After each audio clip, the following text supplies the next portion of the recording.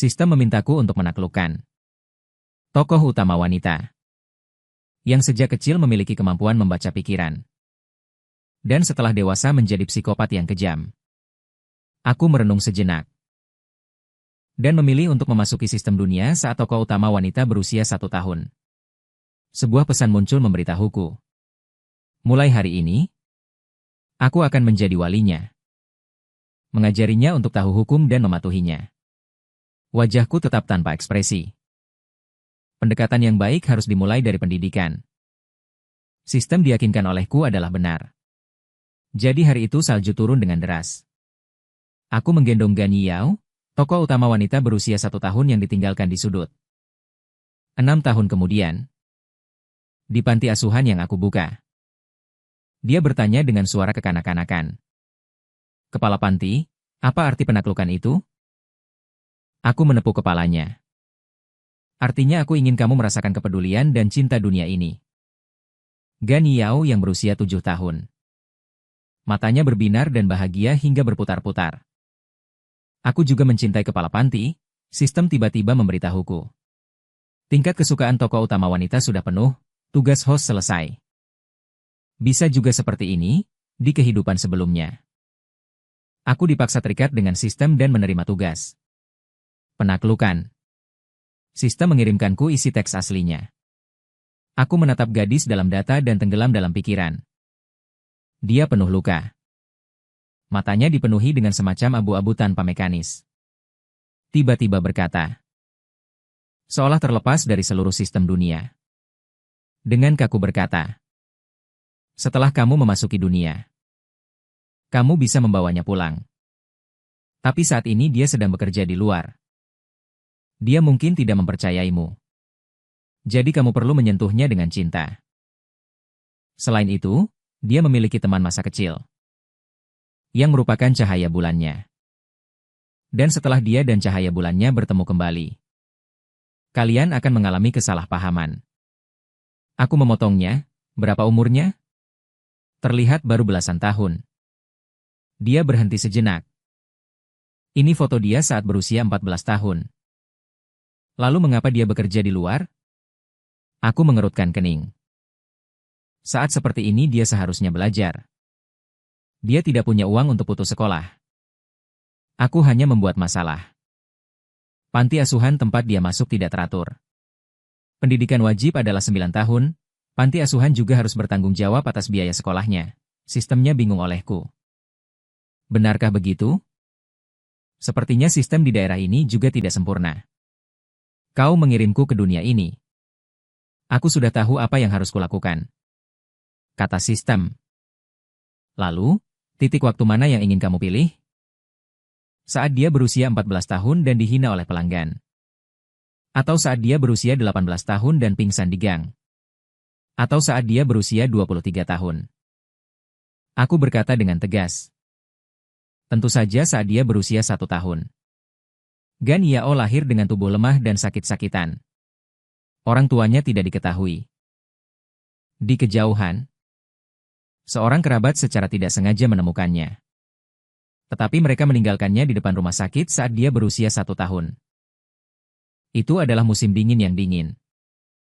Gan Yao mengalami demam tinggi, menyebabkan sebagian kehilangan pendengaran. Namun, dia memiliki kemampuan khusus. Membaca pikiran. Sejak saat itu, meskipun dunianya sunyi senyap, namun penuh dengan kebencian, aku berdiri di depan rumah sakit, menggendong bayi yang tertidur lelap, berbicara terus terang. Karena kau ingin aku menaklukkannya, kau harus memberiku sedikit keuntungan, seperti uang atau semacamnya. Jika tidak, tokoh utama wanita akan kelaparan. Sistem memberiku keuntungan di bawah permintaanku. Tapi masih sedikit gelisah. Ini adalah yang ke-13 kalinya. Bertanya padaku apakah ini benar-benar bisa dilakukan? Bagaimana kalau aku mengirimmu ke 10 tahun kemudian? Aku menggelengkan kepala dan berkata, jangan terlalu kejam. Jika aku menaklukkannya saat aku berusia 22 tahun. 1 tahun bisa, 18 tahun tidak bisa. 16 tahun tidak bisa. 11 tahun bahkan lebih tidak bisa. Sistem terdiam, tampak sedikit bingung. Aku berkata, ayo pergi. Aku tidak punya banyak yang harus dilakukan.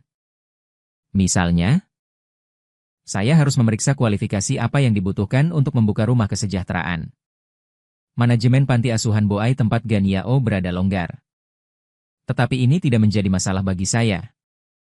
Saya dapat membantu merapikannya. Saya menggendong bayi itu lebih erat. Membawanya ke rumah sakit. Saya melihat pendengarannya. Dan juga sistemnya. Membantu saya menyiapkan identifikasi. Saya akan membawanya dulu. Gan Yao pergi ke rumah sakit untuk perawatan. Dan kemudian mengambil alih panti asuhan Boai yang kumuh itu. Panti asuhan ini telah tutup selama bertahun-tahun. Tanpa anak-anak. Atau staf. Sampai tahun ini ketika diambil alih sementara. Semuanya dalam kekacauan. Saya pernah bekerja di panti asuhan sebelumnya. Dan sangat akrab dengan proses ini. Dan juga dengan bantuan sistem. Gan Yao adalah rumah sakit bayi yang ditinggalkan. Setelah menyerahkannya ke polisi. Setelah operasi saya. Dia diadopsi oleh saya. Menjadi satu-satunya anak di panti asuhan Boai. Alur ceritanya sama seperti aslinya. Tetapi perbedaannya adalah, kali ini saya adalah kepala panti asuhan. Saya merawat Gan Yao sambil membangun kembali panti asuhan. Secara sistematis meningkatkan infrastruktur di dalam. Semuanya berjalan dengan lancar. Sistem terkejut dengan ini. Karena kesukaan Gan Yao pada saya terus meningkat. Dan telah mencapai 80. Saya tidak terkejut. Bagi anak-anak berusia beberapa tahun. Orang yang paling dekat tentu saja adalah orang yang merawatnya setiap hari. Meskipun Gan Yao belum mengerti apa itu cinta. Tetapi dia sudah mempelajarinya. Ketika aku menggendongnya. Rentangkan kedua tanganmu. Berikan aku senyuman polos. Setiap kali ini terjadi. Sistem akan bergumam pada dirinya sendiri. Bagaimana bisa seperti ini? Bisakah seperti ini? Ternyata bisa seperti ini. Saya mengabaikan kebingungannya. Mendongak dan melihat panti asuhan yang baru. Berkata dengan puas. Efisiensinya bagus.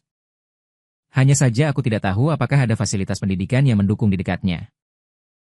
Saya mempelajari kebijakan terkait. Panti asuhan boleh memiliki sekolah sendiri. Tetapi panti asuhan cinta belum memenuhi syarat. Tetapi masih perlu bekerja keras. Karena pengiriman tepat waktu ke dokter. Ditambah perawatan hati-hati saya. Tubuh Gan Yao sangat sehat. Ketika berusia 3 tahun, dia bisa berlari dan melompat. Dan juga memanggil saya kepala panti asuhan Xiaogan dengan suara kekanak-kanakan. Yao bertanya kepada saya, kepala panti. Apa arti nama saya? Aku memeluknya dan berkata. Yao mewakili batu giok yang indah. Ibumu juga menyukai batu giok. Dia pasti berharap kamu akan bersinar seperti batu giok di masa depan. Bakat bersinar di panggung kehidupan. Dia masih terlalu kecil. Tidak dapat memahami arti kematian dan perpisahan. Tetapi saya juga tidak ingin menghapus asal-usul namanya karena ini. Gan Yao berkata seolah mengerti dan tidak. Nama saya adalah nama yang disukai ibu. Ibu juga menyukai saya. Benar? Aku menyentuh kepalanya. Memberitahunya. Ya. Dia sangat mencintaimu, mengajari Gan Yao untuk menulis namanya sendiri.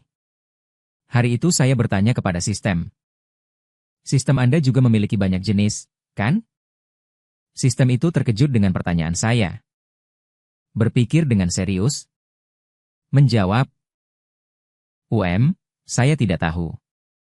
Tetapi kita semua adalah sistem strategi. Saya mendengar sedikit arti. Apakah Anda punya kolega? Ya. Tetapi saya tidak punya nama. Apakah mereka semua punya nama? Sistem berkata agak kosong. Mereka semua membuat nama sendiri. Teman baik yang saya kenal dulu bernama Xiao Qi. Juga Xiao Yi dan Xiao Cha. Aku bertanya padanya. Lalu mengapa kamu tidak belajar dari mereka dan memberi dirimu nama juga? Sistem ragu-ragu selama beberapa detik. Tetapi sebelumnya ada kolega lain yang mengatakan. Setelah mereka tidak melakukan pekerjaan mereka dan mengambil nama, mereka pergi melakukan hal lain. Anda juga dapat melakukan hal lain. Misalnya, mengelola panti asuhan ini dengan baik bersama saya. Saya juga melakukan penaklukan pada saat yang sama. Jadi ini tidak dianggap sebagai tidak melakukan pekerjaan seseorang. Sistem tampak bersemangat. Begitu ya? Kalau begitu, bisakah saya juga memberi diri saya nama? Saya menjawab dengan lembut. Ya. Anda ingin dipanggil apa? Jadi, biarkan saya membuka panti asuhan dengan Anda. Saya ingin dipanggil Fufu. Saya berpikir, nama Xiao Fu terdengar bagus. Dia terdiam beberapa saat. Saya kira dia mungkin pergi untuk berbagi kegembiraan ini dengan teman-temannya. Pada hari panti asuhan secara resmi dibuka kembali. Saya membawa Gan Yao untuk menyambut anak-anak yang baru datang. Saya memeriksa informasinya. Mungkin karena daya tarik plotnya. Teman baik Gan Yao dulu, Ye Xingchen, yang kemudian memiliki banyak persimpangan dalam hidupnya, juga datang. Dia juga dikirim ke panti asuhan karena kecelakaan. Pada usia 8 tahun. Orang tua angkat membawanya berimigrasi ke luar negeri. Plot tidak terlalu banyak menggambarkan bagian ini. Tetapi Ye Xingchen dari seorang anak laki-laki yang patuh dan imut. Saya menjadi peran pendukung pria jahat klasik di belakang. Pengalaman pergi ke luar negeri ini pasti tidak berjalan lancar. Saya memeriksanya dengan cermat. Menemukan bahwa orang tua angkat itu sebenarnya tidak memenuhi syarat untuk diadopsi. Ini masih masalah peraturan dan regulasi panti asuhan. Saya menatap anak laki-laki kecil pemalu di depan saya. Berjongkok. Dengan lembut membelai kepalanya. Berkata, baiklah. Di masa depan, ini akan menjadi rumahmu. Dia menatapku dengan bingung. Mungkin kesabaran di mata saya membuat anak sensitif ini tidak merasakan niat jahat apapun. Dia dengan hati-hati mengulurkan tangan kecilnya yang gemuk. Mencubit jari saya. Anak laki-laki itu putih, lembut dan imut. Wajahnya masih basah oleh air mata. Tapi aku memeluknya dengan patuh makan. Senyum pertamaku hari ini muncul karena permen yang kuberikan. Dengan lembut dia memanggilku Direktur Gan Yao dengan wajah tegang. Dengan gugup membawa anak-anak baru berkeliling panti asuhan. Ini adalah tugas yang dengan sungguh-sungguh kuberikan padanya. Dia seperti seorang senior. Bergerak di antara sekelompok anak-anak baru. Aku memperhatikannya. Sebentar menghibur yang itu. Menyuruhnya berhenti menangis. Sebentar memberi yang ini permen. Sebentar lagi mengepalkan tinju dan bersumpah bahwa ini adalah panti asuhan terbaik. Aku tidak bisa menahan tawa. Siang harinya aku mengajak anak-anak untuk tidur siang. Gan Yao terlihat sangat bersemangat. Sama sekali tidak bisa tidur. Bahkan diam-diam berkata padaku, Direktur, di antara anak-anak yang datang hari ini, aku paling suka Anxia. Dia sangat keren. Oh, benarkah? Anxia. Kenapa nama ini terdengar familiar? Aku melihat gadis kecil bernama Anxia itu. Tanda lahir di wajahnya akhirnya membuatku ingat. Bukankah ini musuh bebuyutan Gan Yao di masa depan? Anxia. Gadis berandal yang tidak belajar dengan baik dan bergabung dengan dunia hitam? Sepertinya aku harus segera menjadwalkan kursus hukum Xiangsan. Anxia. Anak ini sekarang terlihat sangat pemalu. Menundukkan kepala dan tidak banyak bicara. Karena tanda lahir besar di wajahnya. Ditambah lagi dengan keterbelakangan mental bawaan. Dia ditinggalkan oleh orang tuanya. Aku melihat Anxia. Ekspresi rendah diri. Dan sedih. Aku memanggil Gan Yao. Sepertinya dia mendengar isi hatiku. Ekspresi wajahnya hampir menangis.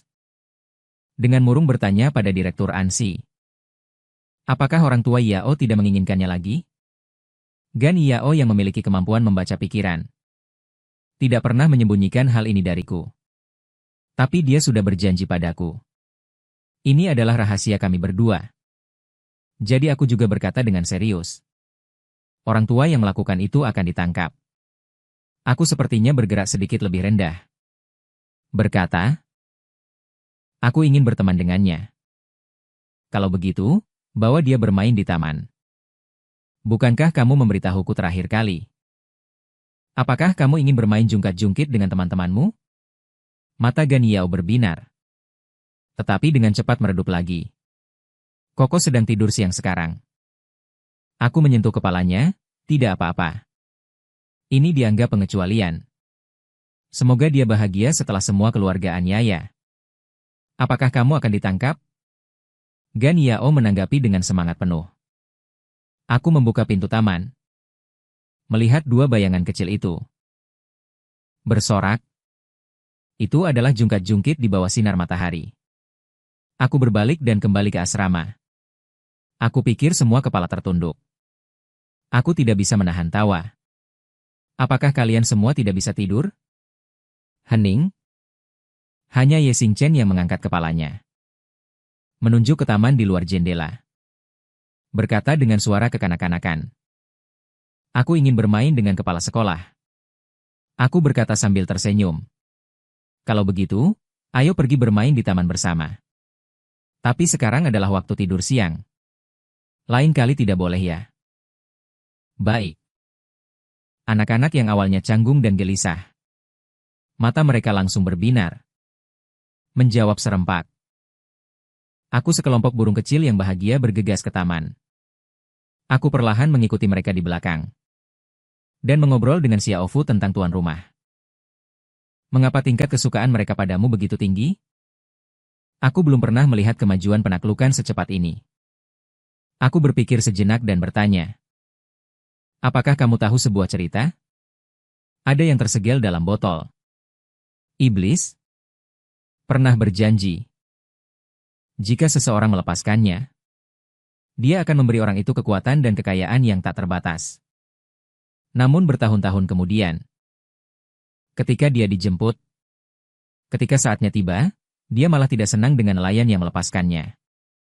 Merasa nelayan datang terlambat. Xiao Fu berkata, dalam database saya ada cerita ini. Saya melanjutkan cinta dengan nada tenang. Juga merupakan alasan yang sama. Pada dasarnya strategi adalah semacam pertukaran. Memberi cinta akan mendapatkan cinta. Tetapi jika mereka tidak mendapatkan cinta sejak kecil, apa yang mereka pikir cinta yang tidak murni dan palsu itu bisa ditukar? Jadi, jika saya baru muncul ketika mereka berusia 15 atau 16 tahun, tentu saja tidak mungkin dibandingkan dengan perasaan tumbuh bersama sejak kecil. Apakah Inang memilih untuk masuk ketika mereka berusia 1 tahun demi keberhasilan strategi? Aku tersenyum. Menggendong seorang anak kecil yang berlari ke arahku. Menyentuh kepalanya. Tidak sepenuhnya. Aku hanya ingin memberitahumu satu hal. Hal apa? Kata strategi terlalu luas. Ada banyak jenis cinta di dunia ini. Mengajari mereka hal-hal ini juga disebut menaklukkan inang. Kamu benar-benar berbeda dari orang lain yang pernah kutemui sebelumnya. Aku tertawa. Berapa banyak orang yang pernah kamu temui? Di mataku, kamu masih anak kecil. Aku menggendong gadis kecil itu dan duduk di ayunan. Melanjutkan perkataanku. Mungkin dalam deteksi kalian, strategi dulunya adalah pekerjaanku. Jadi kamu memilihku. Lalu, pekerjaan apa yang kamu lakukan sebelumnya? Dia bertanya dengan bingung. Tapi banyak orang mencintaimu sebelumnya, kan? Apakah itu Inang? Aku sedikit terdiam. Tertawa kecil. Saya dulu bekerja di pendidikan khusus. Saya benar-benar orang aneh di keluarga saya. Saudara dan saudari saya memiliki ambisi besar mereka sendiri. Entah mengambil alih perusahaan, atau bersinar di bidang seni. Hanya aku yang terjun ke kota kecil. Mengajar di daerah terpencil selama beberapa tahun.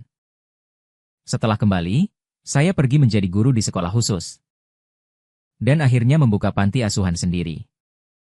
Kebanyakan anak yatim piatu bukanlah anak-anak yang sehat. Mereka sering memiliki berbagai cacat fisik atau psikologis. Awalnya, ketika keluarga saya datang mengunjungi saya, mereka selalu ketakutan dengan beberapa bekas luka di tubuhku. Mereka bertanya padaku lebih dari sekali. Tang Leian, apakah kamu gila? Orang luar bahkan lebih tidak mengerti.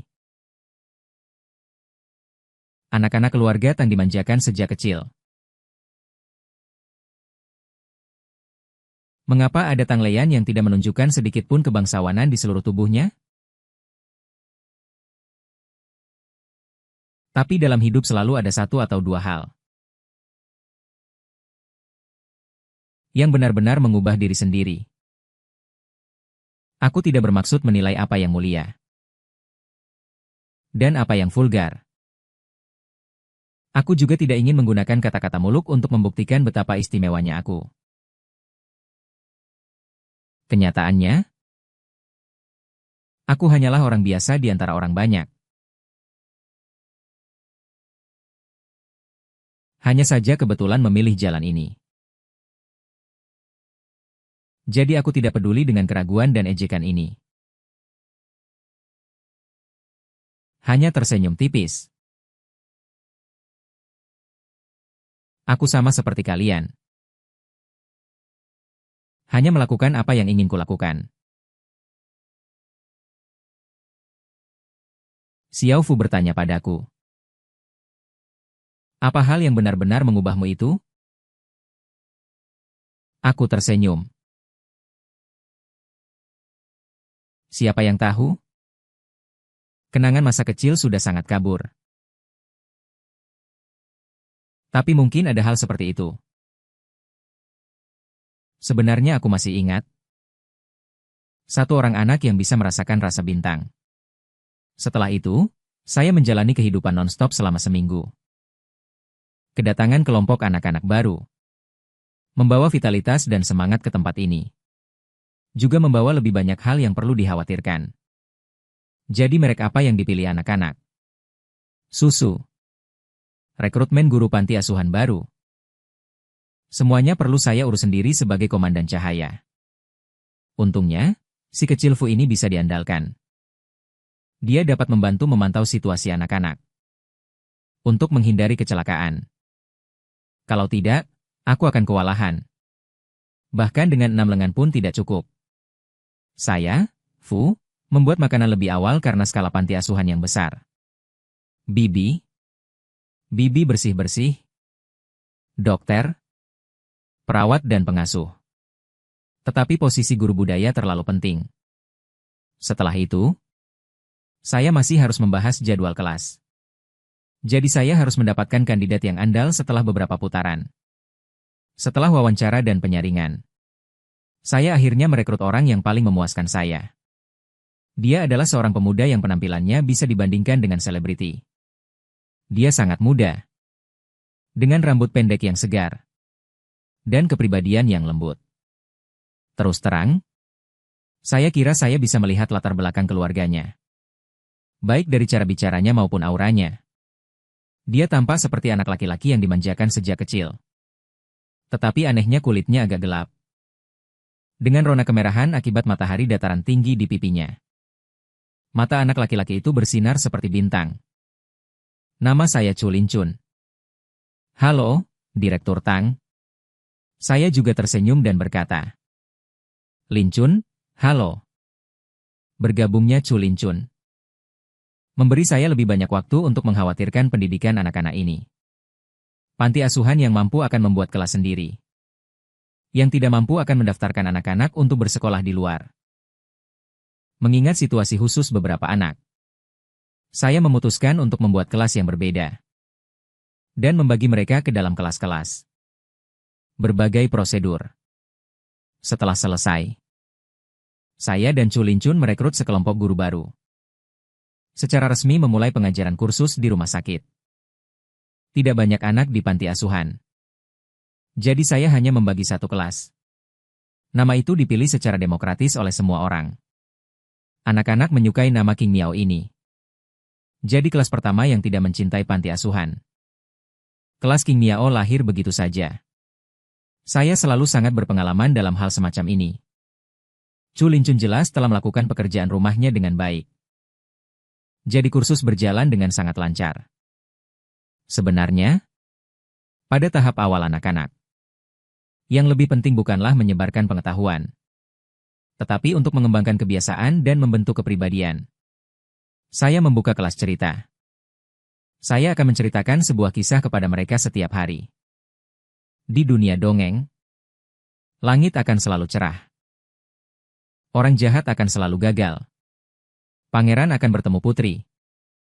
Itik buruk rupa akan berubah menjadi angsa putih yang cantik. Hewan kecil yang diselamatkan secara acak akan kembali untuk membalas budi. Tetapi hidup tentu saja bukan dongeng. Tetapi izinkan mereka mengerti setelah mereka dewasa bahwa kenyataan tidak seperti yang mereka pikirkan. Tetapi saya masih berharap mereka dapat mempercayai dongeng. Namun, setelah kelas cerita selesai, Chu Linchun juga akan memberi mereka pelajaran pendidikan keselamatan.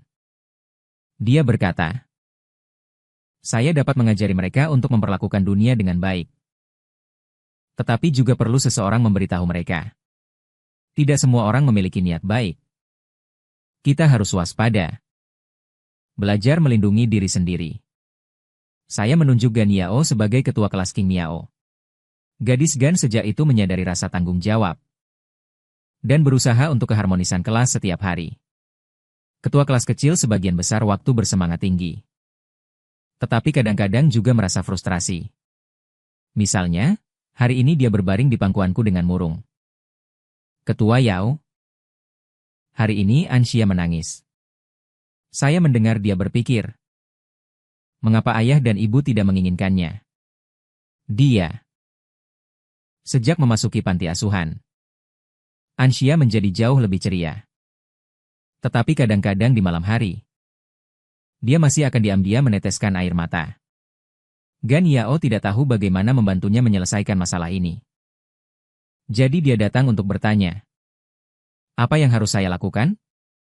Di dunia Gan Yao, ayah dan ibunya sangat mencintainya. Jadi dia tidak mengerti mengapa orang tua Anxia meninggalkan anak mereka? Aku menyentuh kepala Gan Yao. Yao. Setiap orang berbeda. Beberapa orang tua tidak mencintai anak-anak mereka. Gan Yao mengerutkan bibirnya dan bertanya. Lalu mengapa mereka dilahirkan? Ada banyak alasan. Kita tidak bisa tahu. Tapi yang ingin kukatakan padamu adalah orang tua Anxia meninggalkannya.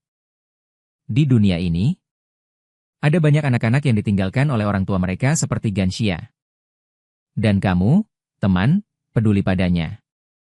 Tetapi ada banyak anak yang bahkan tidak memiliki seorang teman pun. Gan Yao melebarkan mata hitamnya yang besar. Benarkah? Ya. Aku memberikan saran kepada Gan Xiao. Ketika kalian berdua sudah lebih besar, kalian bisa pergi bersama Anxia untuk melindungi anak-anak yang seperti dia. Gan Yao mengangguk dengan serius. Berdiri dan berlari keluar. Aku ingin memberitahu Anxia. Selamat tinggal, kepala sekolah. Aku berkata sambil tersenyum, pergilah. Sebenarnya, Yao di karya aslinya. Anxia adalah orang yang sangat protektif. Kebanyakan anak buahnya adalah gelandangan. Kebanyakan dari mereka tidak memiliki ayah atau ibu. Aku tidak terlalu percaya ini kebetulan. Meskipun dalam foto-foto di cerita, Anxia yang memiliki tanda lahir di wajahnya. Memiliki wajah yang mengerikan. Ekspresi dingin. Sepertinya tidak memiliki emosi sama sekali. Tetapi mungkin di masa kecilnya, dia juga pernah mendambakan perlindungan seperti itu. Seperti kata pepatah, apa yang dilakukan seseorang setelah dewasa adalah karena kompensasi psikologis masa kecil. Aku berpikir keras. Setidaknya kali ini aku tidak bisa membiarkan Anxia kembali ke jalan mafia. Musim gugur pertama dari kelas syuting. Aku mengumumkan sebuah berita. Besok seluruh sekolah tidak ada kelas. Kita akan pergi piknik musim gugur bersama. Lokasi piknik musim gugur masih dipilih secara demokratis dan ditetapkan di kebun binatang. Aku telah menghubungi beberapa tempat seperti museum sains, museum, tempat-tempat seperti kebun raya. Akhirnya menemukan bahwa hanya kebun binatang Nancheng di kota sebelah yang paling cocok. Mendengar bahwa anak-anak panti asuhan datang mengunjungi kebun binatang, kepala kebun binatang dengan murah hati menawarkan tiket masuk gratis. Bahkan bersedia menanggung makan siang di dalam kebun binatang. Kami hanya perlu membayar biaya transportasi pulang pergi sendiri. Saya memeriksanya dan menemukan bahwa kebun binatang Nancheng cukup terkenal karena lingkungannya sangat baik. Dan hewan-hewan di dalamnya juga sangat bersemangat. Kepala kebun binatang Nancheng juga sangat terkenal. Pertama karena dia cantik. Kedua karena dia selalu berkomitmen pada kesejahteraan publik di bidang ekologi dan perlindungan hewan. Karena penasaran, saya dan Xiao Fu mencari foto kepala kebun binatang itu. Itu adalah wajah yang terlalu muda dan terlalu cantik Xiao Fu. Tiba-tiba berseru. Saya ingat. Ingat apa? Xiao Fu berkata. Saya pernah mendengar dari teman-teman saya bahwa rekan kerja yang pertama kali memberi nama sendiri. Tidak semuanya adalah sistem. Juga tidak secerdas kita. Singkatnya, dulu ada seseorang bernama Xiao Lin. Dia sebenarnya adalah semacam kesadaran yang mampu berkomunikasi dengan segala sesuatu di dunia. Kemudian dia memilih inang bermarga Li. Keluarga Li memiliki kemampuan untuk berkomunikasi dengan hewan dan berjanji kepadanya untuk terus melindungi hutan dan hewan. Itulah janji di antara mereka. Saya melihat nama kepala kebun binatang. Jadi dia adalah keturunan keluarga Li. Xiao Fu terdengar sangat senang. Bertemu rekan kerja. Saya tersenyum dan berkata, kamu akan bertemu lebih banyak rekan kerja nanti. Yang menghubungi saya dari kebun binatang Nancheng adalah seorang anak laki-laki muda. Nama panggilannya Xiao Fei. Suaranya terdengar lembut dan sabar. Kepala tahu yakinlah dengan karya wisata. Pada hari itu, kami akan mengurangi penjualan tiket. Dan juga akan mengatur karyawan untuk menemani dan menjelaskan. Xiao Fu tiba-tiba berkata. Dia juga memiliki aura Xiaolin di tubuhnya, DLL. Mengapa ada juga aliran data Xiaoqi yang bercampur? Siapa Xiaoqi? Saya belum sempat bertanya dengan jelas. Xiao Fu menghilang sambil bergumam pada dirinya sendiri. Kurasa dia pergi menghubungi temannya. Namun karena melibatkan sistem-sistem lucu ini. Tampaknya kebun binatang Nancheng memang pilihan yang sangat disukai. Aku membalas Xiao Fei. Kalau begitu, terima kasih banyak. Xiao Fei mengirim emoji tersenyum. Berita karya wisata membuat setiap anak di panti asuhan sangat bersemangat. Setiap hari mereka berdiskusi dengan riang tentang apa yang ingin mereka lihat. Melihat hewan-hewan, Chu Linchun sedikit khawatir. Berulang kali mengingatkan mereka tentang hal-hal keselamatan. Dia juga dengan cermat mendesain sapu tangan King Miao dan bendera karya wisata untuk setiap anak. Setiap bendera ada di tas kecil mereka. Sapu tangan berwarna hijau muda diikatkan di pergelangan tangan anak-anak. Dibentuk menjadi pita kupu-kupu. Di sapu tangan tercetak informasi kontak beberapa guru kami. Untuk mencegah mereka tersesat dan tidak tahu bagaimana cara kembali. Aku membagi 20 lebih anak-anak menjadi 4 kelompok. Mereka memilih sendiri. Setiap kelompok memiliki ketua kelompoknya sendiri. Bertanggung jawab untuk menjaga anggota tim. Memastikan tidak ada yang tertinggal. Ini bukan pertama kalinya mereka pergi keluar. Para ketua kelompok memasang wajah kecil yang serius. Berjanji padaku. Akan menjaga semua orang, antara gembira dan tegang. Aku menyewa sebuah bus besar. Saat fajar menyingsing. Kami berangkat di tengah tawa dan sorak-sorai anak-anak. Kebun binatang Nancheng memang sesuai dengan reputasinya. Di mana-mana hijau subur. Xiao Fei adalah seorang pemuda. Fitur wajahnya tampan. Terlihat sangat muda. Dia mengenakan seragam kerja dan menyapa kami. Direktur Tang? Halo.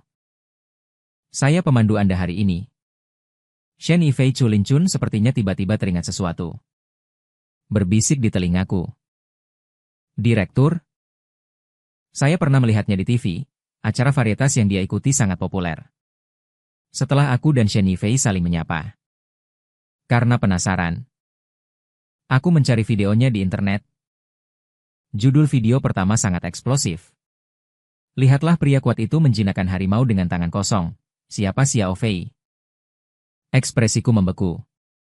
Terlihat manis dan menggemaskan. Shen Yifei, seperti adik laki-laki tetangga, membawa kami ke taman. Kemudian, dengan ekspresi normal, menyapa harimau di sampingnya. Dia berkata kepada harimau besar yang menyeringai itu. Fei Fei, menjauhlah. Jangan menakuti anak-anak. Harimau itu seolah mengerti perkataannya. Mundur beberapa langkah dengan patuh.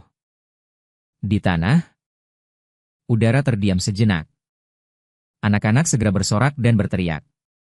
Kakak Xiao Fei sangat hebat. Seorang anak mundur selangkah. Mengangkat mata cerahnya dan menarik ujung bajuku. Berkata, kepala kebun binatang, harimau besar itu baru saja berteriak 2 kali. Apakah dia sangat ingin keluar dan bermain dengan kami? Gan Yao adalah orang yang bertindak. Dia bertanya kepada Shen Yifei dengan rasa ingin tahu. Xiao Fei. Kakak Xiao Fei. Apa yang kamu katakan?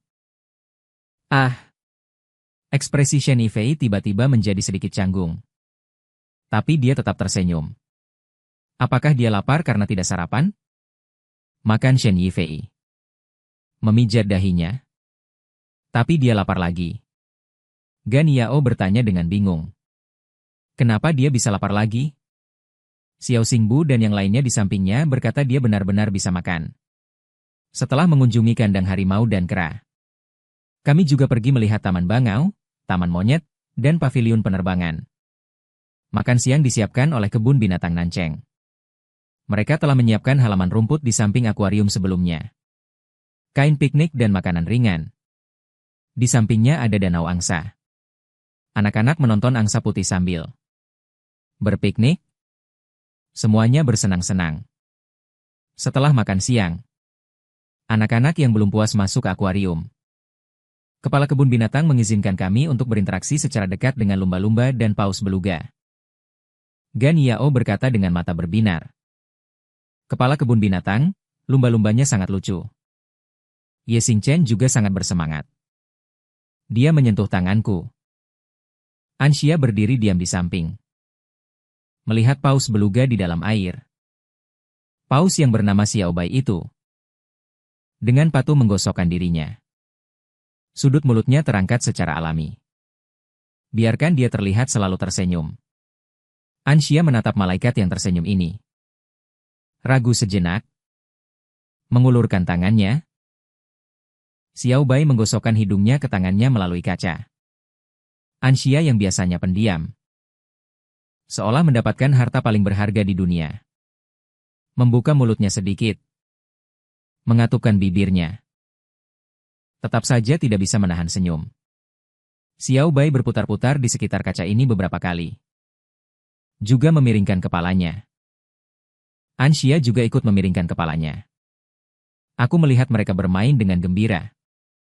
Satu orang dan satu binatang. Tidak bisa menahan senyum tipis. Chu Lincun berdiri di sampingku. Berkata dengan lembut. Kepala panti asuhan sangat baik. Belum pernah melihat mereka sebahagia ini. Aku berkata bahwa tinggal di panti asuhan bukanlah pilihan terbaik bagi mereka. Ketika mereka sudah sedikit lebih besar, kita harus mengirim mereka keluar untuk bersekolah. Chu Lincun jelas memiliki beberapa kekhawatiran. Tetapi aku berkata dengan ekspresi yang tidak berubah. Jangan khawatir tentang kejahatan yang dapat menyakiti mereka. Kita tidak bisa mengisolasi mereka selamanya dari dunia luar. Tetapi selalu ada cara lain. Bekas luka itu hanya akan terasa sakit ketika kita memperhatikannya. Jika kita tidak memperhatikannya, maka kita akan menjadi tidak terkalahkan. Perjalanan ke kebun binatang mencapai kesuksesan besar. Setelah kembali ke panti asuhan, anak-anak tidak perlu dibujuk. Secara sadar menulis buku harian mingguan dan menyerahkannya. Bahkan di kelas seni. Semua orang juga secara bersamaan menggambar hewan-hewan kecil di kebun binatang. melihat mereka tidak bisa melupakan kebun binatang. Aku langsung mengunduh acara variety show kebun binatang Nancheng itu. Dan menayangkannya satu episode setiap akhir pekan untuk mereka tonton. Kegiatan ini tidak diragukan lagi menjadi program paling populer setiap minggu. Kadang-kadang mereka bahkan tidak sempat makan makanan ringan. Dan duduk berbaris di akhir pekan. Setelah memasuki musim dingin di ruang kegiatan, aku dan Chu Lin-chun membelikan barang-barang baru untuk anak-anak. Chu Lin-chun berkata, "Kepala panti asuhan, audit tahun ini sudah lulus. Apakah akan ada anak-anak baru yang masuk tahun depan?" Tidak hanya itu. Tahun depan panti asuhan kami juga akan secara resmi membuka kualifikasi adopsi. Aku menghela napas lega. Ini tidak terburu-buru. Keluarga yang mengadopsi perlu disaring dengan baik. Chu Lin-chun setuju dan mengangguk. Skala panti asuhan di luar negeri tidak besar. Bahkan jika ada lebih banyak anak. Anak-anak mungkin paling banyak hanya belasan. Tapi tidak apa-apa. Dalam beberapa tahun lagi, ketika saya mengajukan lebih banyak dana, saya dapat memperluasnya. Makan harus sedikit demi sedikit. Jalan harus diambil selangkah demi selangkah. Mau makan hotpot? Melewati restoran hotpot yang harum. Aku bertanya. Chu Lin-chun terkejut. Tetapi kita harus kembali. Ayo tingkatkan makanan besok. Makan hotpot kecil. Aku mengedipkan mata padanya. Hal-hal baik juga harus dibagikan bersama. Chu Lin-chun menatapku. Ekspresinya tiba-tiba menjadi sangat lembut. Matanya sedikit melengkung. Tersenyum. Kepala panti. Terkadang saya merasa Anda sangat mirip dengan seseorang yang saya kenal. Beberapa aspek mirip, beberapa aspek tidak, katanya sambil tersenyum. Menghembuskan napas hangat dengan lembut. Saat pertama kali bertemu denganmu, aku tertegun sejenak. Apakah kamu merindukannya? Aku bilang saat tahun baru. Kamu bisa pergi menemuinya. Dia agak merindukannya. Chu Lin-chun mengerutkan hidungnya. Tetapi saya malu untuk mengatakan kata-kata seperti itu. Kepadanya, aku mendengar beberapa petunjuk. Apakah dia kerabatmu? Dia bilang kakakku. Dia bilang sama sepertimu. Dia juga seorang guru. Aku sedikit terkejut. Tetapi tampaknya masuk akal. Dalam hidup seseorang, akan selalu ada satu atau dua hal yang mengubah diri sendiri. Atau hati manusia akan segera tiba. Menjelang malam tahun baru, salju tipis turun di kota utara. Saya mengajak anak-anak untuk membuat boneka salju bersama. Dan bermain lempar bola salju. Semua orang bersenang-senang. Hanya Ganiao yang duduk di tepi tangga tanpa mengucapkan sepatah kata pun. Menopang dagunya sambil melihat ke langit. Saya membelikan mereka set perlengkapan musim dingin. Dia melepas salah satu sarung tangan berbulu. Dan menangkap kepingan salju yang berjatuhan dari langit. Saya kira saya tahu apa yang dia pikirkan. Saya memberitahunya bahwa hari kelahirannya juga hari bersalju. Itu adalah pertama kalinya dia bertemu ibunya. Dia mungkin merasa setiap kali salju turun adalah ibunya kembali menemuinya. Tapi dia tidak duduk lama. Ketika Anxia dan Ye Xingchen menariknya. Satu tangan membawa pergi Yao Yao. Ayo menggambar di salju. Aku dan Anxia sudah selesai menggambar. Tinggal kamu. Wajah kecil Ye Xingchen memerah karena kedinginan tetapi terlihat sangat bersemangat. Aku menggambar rusa kecil, Anxia. Menggambar ikan mas kecil. Kamu mau menggambar apa? Yao Yao berjongkok dan mulai menggambar. 10 menit kemudian, Ye Xingchen bertanya dengan wajah bingung. Apa yang kamu gambar? Ulat bulu? Mirip seperti ayam betina, Anxia melihat lama. Dan menarik kesimpulan. Gan Yao, yang tadi memasang wajah cemberut dan pura-pura menangis, langsung membelalakan matanya. Bukan, ini burung bangau mahkota merah. Mirip seperti ibu. Saya ditarik oleh anak-anak untuk memberikan penilaian. Sambil menahan tawa, saya berkata. Memang Gan Yao cemberut, kepala panti. Kamu jelas-jelas merasa gambarku seperti benang wol yang ditusuk dua batang sumpit. Aduh. Ketahuan. Baiklah, baiklah. Aku menyentuh kepala Ganiao. Bagaimana kalau kepala panti membantumu menggambar seekor bangau? Gadis kecil yang tadinya masih marah tiba-tiba tersenyum bahagia. Setelah kegiatan di salju selesai, saya menyuruh mereka masuk ke dalam rumah untuk mencuci tangan dan muka dengan air panas, agar tidak masuk angin. Tahun baru di panti asuhan tidaklah sepi. Banyak orang datang mengunjungi kami. Juga tidak pergi. Aku bertanya kenapa padanya. Dia hanya berkata, ini adalah tahun baru pertama yang dia habiskan bersama panti asuhan Boai. Ingin menemani anak-anak. Kami menempelkan bait-bait tahun baru. Menonton gala tahun baru bersama. Bermain game bersama. Lalu membuat harapan bersama. Aku menyiapkan satu set sumpit untuk setiap anak. Di dalamnya ada hadiah dan pesan untuk mereka. Pada saat yang sama, aku juga menerima 27 kertas kecil bertuliskan harapan. Usia mereka masih muda, baru jam 9. Aku sudah menyuruh mereka tidur. Lalu kembali ke kantor untuk mengurus pekerjaan. Menjelang tengah malam, bahu dan leherku terasa sedikit sakit. Baru saja aku ingin memijatnya sendiri, sebuah kekuatan hangat. Namun dengan perhatian menenangkan otot dan tulang. Menghilangkan kelelahanku. Aku tertegun sejenak. Xiao Fu muncul, tuan rumah. Tinggal 5 menit lagi tahun baru. Ya. Aku berkata waktu berlalu begitu cepat. Aku tertegun. Diam-diam melihat salju yang turun di luar jendela. Lalu aku berdiri dan pergi ke asrama anak-anak. Satu persatu menyelimuti mereka dengan selimut. Selamat tahun baru. Leiyan. Selamat tahun baru. Xiao Fu. Gan Yao. Ye Xingchen dan Anxia. Saat berusia 7 tahun, aku memasukkan mereka ke sekolah dasar di sebelah. Sebaliknya, panti asuhan diperluas sekali dan datang anak-anak baru. Ada juga anak-anak yang diadopsi. Yang paling tua tetap mereka bertiga. Gan Yao dan Ye Xingchen sangat populer. Banyak pasangan mengajukan diri untuk mengadopsi mereka. Di antaranya dengan kondisi yang sangat baik. Tetapi mereka berdua tidak mau pergi. Gan Yao berkata, aku masih ketua kelas di kelas King Yao. Tidak bisa pergi. Ye Xingchen juga berkata, jika aku pergi, bagaimana dengan Anxia dan Yao Yao? Hari pertama sekolah.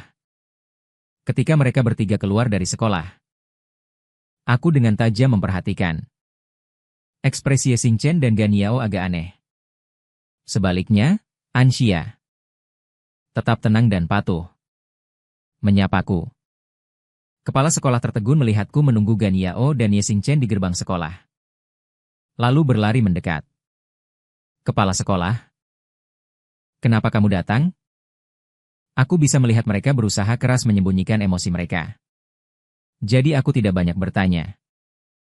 Hanya mengatakan bahwa kalian masih kecil dan jika aku punya waktu luang, aku pasti akan menjemput dan mengantar mereka. Kepala sekolah yang terbaik. Ye Xingchen memeluk lenganku. Apakah hari ini seperti biasa saat keluar dari sekolah? Aku menggandeng tangan kecilnya dan berkata, setiap hari pertama sekolah selalu ada. Kenapa hari ini tidak ada? Ye Xingchen meremas tas sekolahnya. Suara tas berdesir. Merentangkan kedua tangannya lurus. Langsung memelukku. Gan Yao dan Ania menatapku dengan penuh harap dari belakang. Juga iga asam manis dan ikan ciba. Aku menggunakan tanganku yang kosong untuk membelai kepala kedua gadis kecil itu. Bagaimana mungkin kalian kekurangan? Ania tersenyum malu-malu. Tapi Gan Yao mengangkat matanya. Menunjukkan senyum cerah yang lebar padaku. Penampilannya yang cerah sangat berbeda dari foto di ingatanku. Gerakanku berhenti sejenak. Sesaat kemudian, aku dengan lega menekuk sudut bibirku. Bagaimanapun, dia berubah ke arah yang lebih baik. Itulah tujuan awalku. Setelah menyelesaikan pekerjaan di malam hari, Aku sedang mempertimbangkan apakah akan mencari Anxia untuk menanyakan tentang kejadian hari ini. Saat keluar dari kantor, aku mendengar suara dari taman belakang. Aku berjalan menuju taman. Melihat ketiga anak itu masih duduk berjajar di tepi perosotan. Ye Xingchen dan Gan Yao tampak lesu. Hanya Anxia yang menghibur mereka. Tidak apa-apa. Tapi mereka semua mengatakan kamu, Ye Xingchen berkata dengan marah, aku sudah mendengar semuanya. Tidak ada seorang pun di halaman kita yang mengatakan itu. Kamu, kata Gan Yao. Semua orang berpikir bekas di wajahmu sangat keren. Itu karena Anxia sepertinya sedikit cemas. Itu karena Wei Wei melakukan hal yang sama seperti Gan Yao. Yao Yao bergoyang saat dia mengikutinya dengan kata-kata. Aku berkata. Yao Yao yang memberitahuku. Kepala sekolah memberitahumu bahwa orang berbeda satu sama lain. Anxia terdiam beberapa saat. Sambil menyeret wajah kecilnya. Berkata dengan serius. Beberapa ibu tidak mencintai anak-anak mereka. Beberapa ibu mencintai anak-anak mereka. Jadi beberapa anak berpikir bekas di wajahku sangat keren. Beberapa berpikir itu aneh. Sangat menakutkan. Semuanya sama saja. Kata Ye Xingchen. Aku takut kamu sedih. Takut kamu menangis diam-diam. Anxia menggelengkan kepalanya. Apakah kalian masih ingat? Terakhir kali kepala sekolah mengajak kita melukis bersama di musim dingin. Tanya Gan Yao. Apakah itu saat kita melukis wajah kita dengan cat? Kepala sekolah berkata kita bisa melukis putri, pangeran, ksatria, iblis kecil, pahlawan. Lalu dia melukiskan topeng untukku. Mengatakan aku sekarang adalah ksatria bertopeng. Benar, hari itu kamu sangat populer. Semua orang hanya ingin bermain denganmu. Kata Ye Xingchen. Anxia. Kamu sangat keren hari itu. Tapi aku tahu kepala sekolah ingin memberitahuku. Tidak apa-apa. Anxia melanjutkan. Awalnya aku merasa diriku sangat jelek. Tapi kepala sekolah memberitahuku. Aku adalah anak paling keren. Setelah itu aku tidak pernah merasa jelek lagi. Usia Anxia. Sebagian besar kata-katanya membuat Ye Xingchen dan Gan Yao terdengar agak mengerti dan tidak mengerti. Jadi tidak apa-apa. Apapun yang dikatakan anak-anak lain. Saya tidak masalah sama sekali. Pan Xia melihat ke kiri dan kanan pada mereka berdua. Dan aku masih punya kalian. Kalian akan membantuku berbicara dengan masuk akal. Kepala panti adalah orang yang paling aku sukai. Kalian berdua sejajar. Kedua, aku juga sangat menyukai kepala panti. Lalu kalian. Aku berdiri di belakang tembok. Mendengarkan percakapan polos mereka. Tanpa sadar kehilangan fokus. Kemudian, tersenyum lembut. Menunggu tiga anak kecil itu mengaitkan jari mereka. Berkata akan menjadi teman baik selamanya. Aku berdeham pelan 2 kali dan berjalan ke taman. Tertangkap olehku. Anak-anak kecil yang menyelinap keluar berdiri dengan panik. Dengan patuh menundukkan kepala. Tapi aku tidak menyalahkan mereka. Melainkan membawa mereka kembali ke asrama. Mengantar mereka. Masuk. Sebelumnya aku berjongkok dan berkata dengan sabar. Apapun yang terjadi, kalian bisa memberitahuku. Kalian bisa menyelesaikannya sendiri. Tetapi jika tidak bisa diselesaikan, kepala panti pasti akan membantu kalian. Aku tidak menyalahkan mereka karena tidak tidur. Menyelinap ke taman untuk bermain. Wajah kecil Gan Yao yang tegang menjadi rileks. Dan memimpin untuk menjawab. Oke Leian. Kesukaan Herone penuh, Xiao Fu. Tiba-tiba menjadi bersemangat. Misi selesai. Tepat pada saat ini, Gan Yao berbisik, kepala panti, apa arti strategi? Aku tertegun sejenak. Hampir lupa bahwa Yao perlu kemampuan membaca pikiran. Suatu hari dia akan tahu mengapa aku datang ke sisinya. Dan suatu hari dia akan tahu bahwa sejak awal aku telah menerima tugas bernama strategi. Tapi tidak apa-apa. Alisku melembut. Artinya, aku ingin kau merasakan perhatian dan cinta dunia ini. Yang ingin aku ajarkan padamu adalah ribuan cinta di dunia ini adalah hal yang hilang darimu dan anak-anak panti asuhan yang tak terhitung jumlahnya. Aku ingin memberitahumu. Musim semi akhirnya akan tiba. Kamu yang pernah ditinggalkan di sudut dunia. Juga ada jejak menikmati sinar matahari dan embun, serta angin sepal-sepal. Burung kecil akan berhenti di dekat jendelamu untuk bernyanyi untukmu. Kamu akan menemukan kebahagiaanmu sendiri. Dan juga memiliki masa depan yang cerah. Musim semi memintaku untuk menulis surat. Untuk memberitahumu. Banyak sekali dongeng di dunia ini. Aku harap kamu bisa tumbuh dengan selamat dan sehat. Ini tidak ada hubungannya dengan tugas strategiku. Hanya karena kamu sama seperti anak-anak yang pernah aku rawat. Aku melihat jejak bintang di matamu. Kali ini aku tidak hanya memiliki satu permen. Aku ingin menjadi orang yang membuat permen. Suatu hari nanti. Aku harap kalian semua anak-anak bisa tahu rasa bintang. Gan Yao mengerti atau tidak. Tapi tetap mengulurkan tangan untuk memelukku. Aku juga sayang kepala sekolah.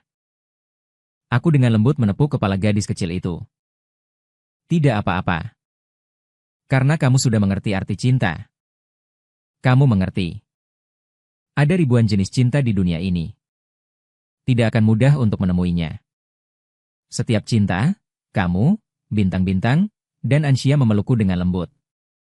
Aku juga sayang kepala sekolah. Suara kami terdengar ke asrama. Dalam kegelapan. Sepasang mata terbuka satu demi satu.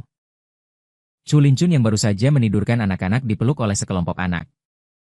Aku mendongak ke arah pintu. Sosok yang juga dipeluk erat itu.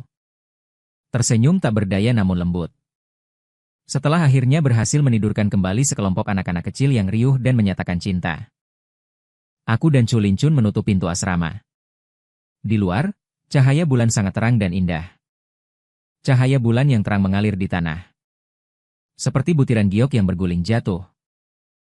Tahun baru dimulai lagi. Setiap musim dingin di kota utara tampaknya akan turun salju. Aku bersumpah. Melihat anak-anak bermain dan bercanda di salju di dekat jendela. Tahun ini mereka memiliki gaya baru. Mereka akan pergi dengan guru kelas sains untuk mengamati bentuk kepingan salju. Chu Linchun dengan riang berjalan ke sisiku. Liburan sudah disetujui. Aku belum sempat mengangkat mata dan berkata, "Kamu sudah lama tidak pulang." "Tidak perlu." Chu Linchun menggelengkan kepalanya. Matanya dipenuhi dengan sukacita. Kepala panti asuhan berusia kelas 2 tahun ini. Kakakku akan membawa murid-muridnya.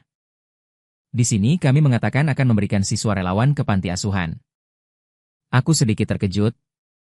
Berapa umurnya? Dibawa oleh kakakku. Siswa angkatan pertama sekarang sudah lulus. Chulin? Linchun tersenyum. Kepala panti asuhan tenang saja. Semuanya berjalan sesuai prosedur. Dan kakakku sangat mudah diajak bicara. Linchun berbicara tanpa henti. Aku tersenyum tanpa berkata apa-apa. Hanya mengangguk. Kepala panti asuhan akan sangat ramai tahun ini. Pada malam tahun baru Imlek. Seperti biasa, aku membujuk anak-anak untuk tidur. Lalu duduk sendirian di kantor. Xiao Fu diam-diam memberiku layanan pijat. Aku seperti mengobrol dengan teman lama. Bertanya dengan santai. "Xiao Fu, kapan kamu mulai terikat dengannya?" Dia kemudian memberitahuku. Jika aku menyelesaikan tugas panduan, dia akan mencari inang berikutnya. Sistem mereka juga memiliki KPI. Xiao Fu pernah bercita-cita menjadi pekerja keras. Ketika dia menyadari kemajuanku sangat cepat, dia juga bersukacita. Namun entah kenapa, ketika tingkat kesukaan Yao Yao padaku mencapai 100, Xiao Fu hanya senang sesaat. Kemudian dia berhenti membicarakan kepergiannya. Dan terus menemaniku sampai sekarang. Namun kali ini, Xiao Fu tidak diam seperti biasanya. Atau mengatakan beberapa waktu lagi. melainkan dengan lembut mendarat di telapak tanganku. Dia jarang muncul di hadapanku dalam bentuk ini. Sebuah bola cahaya yang lembut, memancarkan cahaya redup. Luoyan? Xiao Fuku yang biasanya kaku berbicara dengan terbata-bata untuk waktu yang lama.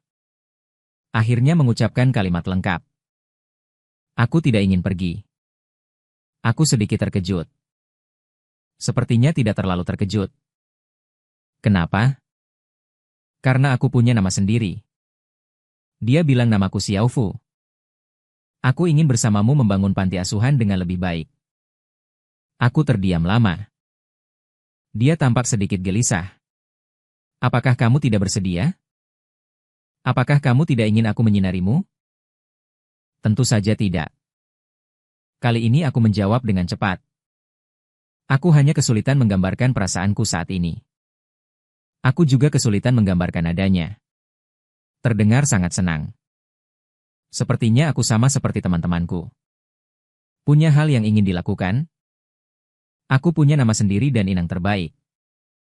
Mereka semua senang untukku. Aku juga senang untukmu. Kami menyentuh bola cahaya kecil di tangan kami. Jika ini adalah tahun barumu untuk melihatku, mari kita terus bekerja keras bersama. Salju berterbangan di luar jendela. Tetapi di dalam ruangan hangat seperti musim semi. Seperti biasa, aku keluar dari kantor. Untuk menyelimuti anak-anak asrama. Tetapi aku tertegun begitu membuka pintu. Kulihat di pintu kantor tergantung toples kaca yang ditempeli lampu bintang. Di dalam toples berisi kartu demi kartu. Aku mengulurkan tangan dan mengambil kartu terbesar dari toples yang bertuliskan tulisan tangan yang kukenal. Bahkan beberapa kata masih ditulis dengan pinyin. Tetapi setiap goresan sangat serius. Keluarga kepala panti. Ide ini berasal dari semua anak kelas King Miao. Tetapi pintumu terlalu tinggi. Hanya Guru Chu yang bisa membantu kami menggantungnya. Menurut pengamatan kami, kepala panti sangat menyukai bintang. Kami tidak punya lampu bulan. Hanya lampu bintang. Tetapi Ye Xingchen berkata, dia menggambar bulan untukmu. Kepala panti merayakan ulang tahun kami masing-masing setiap tahun. Tetapi kami tidak tahu kapan ulang tahun kepala panti. Jadi kami bertanya kepada Guru Chu. Baru tahu ulang tahun kepala panti adalah saat musim semi tiba. Hari ini? Tetapi kami semua harus tidur. Jadi tidak bisa mengucapkan selamat ulang tahun kepada kepala panti di malam hari. Kami semua anak baik. Sangat patuh. Kepala sekolah. Selamat tahun baru. Selamat ulang tahun. Kami semua menulis pesan rahasia. Kamu harus menyembunyikannya. Lihat sendiri dari semua anak-anak kelas Niao Gan Yao. Ye Xingchen. An Xia DLL. Tanda tangan setiap anak tertulis rapi di kartu. Tidak lebih dan tidak kurang. Banyak kepala sekolah memberitahu saya. Hari aku bertemu ibu. Salju turun di musim dingin. Aku tidak tahu hari aku bertemu kepala sekolah. Tapi aku rasa itu musim semi. Musim semi adalah musim di mana semua hal pulih. Adalah musim terindah dalam dongeng. Itu pasti musim aku bertemu kepala sekolah. Aku mengirim surat musim semi pertama kepada kepala sekolah. Karena aku paling menyayangi kepala sekolah. Tidak tahu di mana kembang api dinyalakan. Langit tiba-tiba mekar dengan bunga-bunga yang indah. Selamat tahun baru. Selamat ulang tahun. Karnain, selamat tahun baru. Aku memeluk mahkota bintang. Membacakan surat musim semi ini. Xiao Fu pernah bertanya padaku. Jika suatu hari Gan Yao tahu bahwa aku datang untuk menaklukkannya, apa yang akan terjadi? Saat itu aku berpikir sejenak. Aku berkata kepadanya tidak apa-apa. Seperti yang aku katakan kepada Gan Yao. Tidak apa-apa. Cinta tidak mengenal strata. Hanya membedakan yang asli dan palsu. Ada banyak jenis cinta di dunia ini. Bersyarat, tanpa syarat, pura-pura, penyamaran yang nyata, jujur, tidak diakui, atau mengetahui bahwa awalnya tidak tulus, namun pada akhirnya memberikan ketulusan 100%. Masa depan? Aku tidak bisa melindungi seluruh hidup mereka. Tapi aku pasti akan memberikan segalanya tanpa syarat. Seluruh cintaku. Selesai.